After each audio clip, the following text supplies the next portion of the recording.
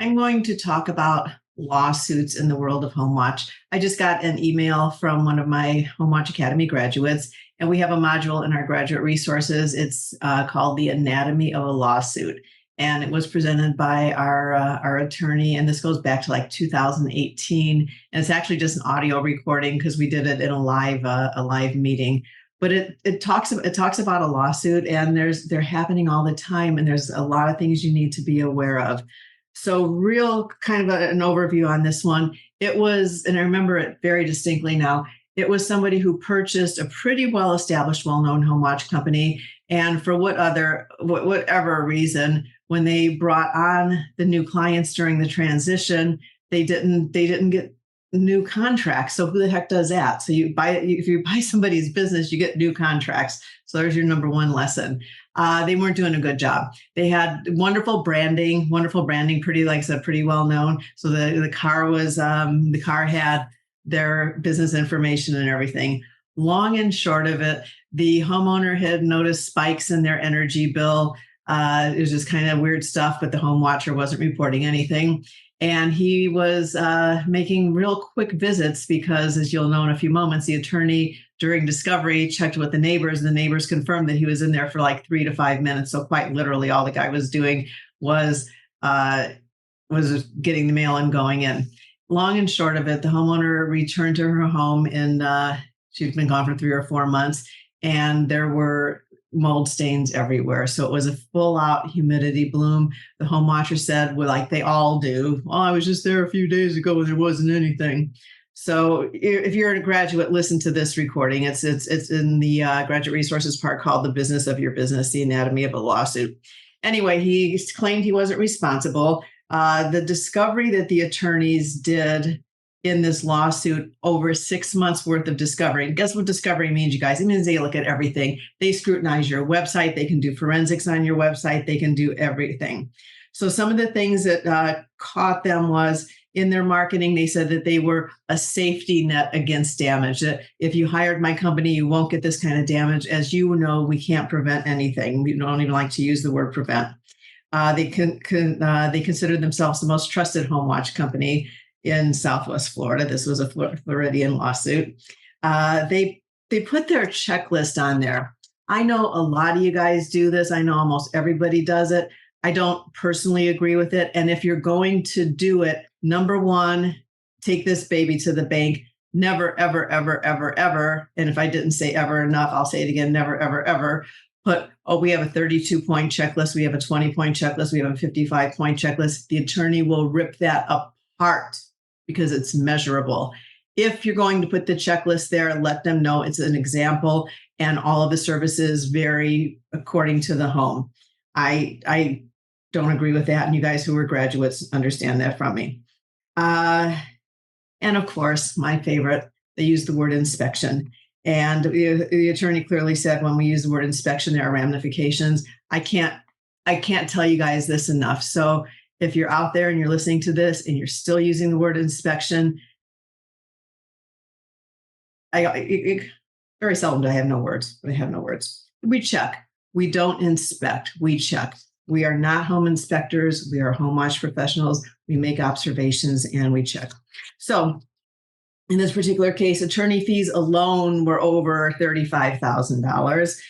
20, 30, 40,000 grand or whatever it was for the remediation.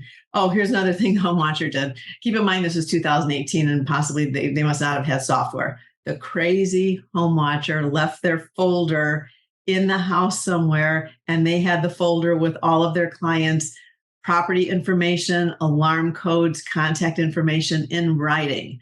And the attorney, with the homeowner, they discussed, do we notify the other clients? And that's something you'll have to listen to the webinar to learn about. So long and short of it, the home watch reporter, the home watch business owner did file a claim with their insurance company. It was denied. They only had a general liability policy. They did not have errors and omissions. And with the errors and omissions, it probably still would have been denied because there's often a mold exclusion. So if you're here in Florida, and you get sued because of mold, I don't know that it really matters how much insurance you have. You're probably not going to win that case. If you've been to my online class or my classroom classes, one of the very first things I teach you and reinforce constantly is how to regulate the humidity. So the inspect thing, I've got other stuff on my YouTube channel that you can learn about that. There are so many ways not to use it. Oh, but Diane, everybody uses it. That's the official definition of home watch. Well, that's irresponsible. But nothing has happened. Well, guess what? Do you want to be the first example of somebody that gets taken to court? Not the first, because this guy didn't, have the claim paid and he was saying inspect, but do you want to be an example for when somebody gets sued for using the word inspect? That's not what we do. I will stand pretty darn firm on that. I know that if you look in the dictionary or the thesaurus, inspect and check might be the same thing, but until the homeowners know the difference between home watch, home inspection, property management, and house sitting, we are dead in the water. We as home watch professionals do home watch. There was another lawsuit just a couple of years ago too. In this case, it was a very well-meaning real estate professional. And this well-meaning real estate professional decided to add cleaning services and home watch to her book of business. All good and fine. I'm sure she had a good heart and had good intentions. So she was making her home watch visits, doing what she thought was right, obviously no training. And she took pictures, sent reports to her clients, probably via email. I'm going to doubt that she had any software. And she would take pictures of the thermostat like many of you guys do, which is absolutely fine, except she took pictures of the thermostat and it showed that the fan was set in the on position. Again, this is a Floridian case that I'm familiar with, and it's all about the humidity. She incriminated herself 100%. She did not have any insurance. And this particular lawsuit, because the home was totally destroyed. How somebody can be even going into the house. Maybe they're not going to see the really early signs if they're not professionally trained, but by the time it gets this bad, you can't miss it because you're going in and it smells like mold. Anyway, she got sued, and in this case, it was over five figures. Actually, in both cases, it was well over five figures. In the earlier one, I talked about the business owners had to take a home equity loan to pay off the lawsuit, and they're still in business to this day. And quite frankly, I've looked at the website; they have not made the improvements that they should have known better to make. But sometimes you can't fix stupid. When you know better, you do better. When you know better, you do better. And in the case with the real estate professional, no insurance, so she was just dead in the water. And I know that was a five-figure settlement also. So the long and short of it is be careful about every single word on your website. And, I'm not going to sit before you and tell you that I haven't messed up, that I haven't made boo-boos, but I learn. And when I know better, I do better. And when I learn something, I do my level best to teach it to you guys. So anybody want to debate me on the word inspect? Have at it. Why in the God's freaking world would you even put yourself in a questionable situation? We as home watchers are prone to so many things, Oh, back to the, in both cases, like I said, the first case, they didn't have a contract with their homeowner. In the second case, this gal didn't have a contract. Why would you walk into a home, even across the threshold, without an agreement? I will tell you that if your contract doesn't have a force majeure clause, doesn't have an indemnification, doesn't have a hold harmless, you don't have a very good contract.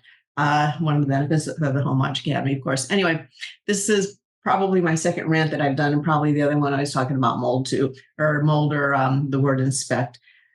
Practice, ladies and gentlemen, practice risk management. There is more than enough information out there. Maybe you have an existing company and you think you know it all. You think you're too cool for school. The Home Watch Academy has many graduates who have been in business for quite a while. I will promise you, hands down, no questions asked, that they see things a little bit differently. They get validation for what they're doing right, and they get some aha moments and make some changes. So we welcome you to join us, but whether you do or not, please up your risk management game.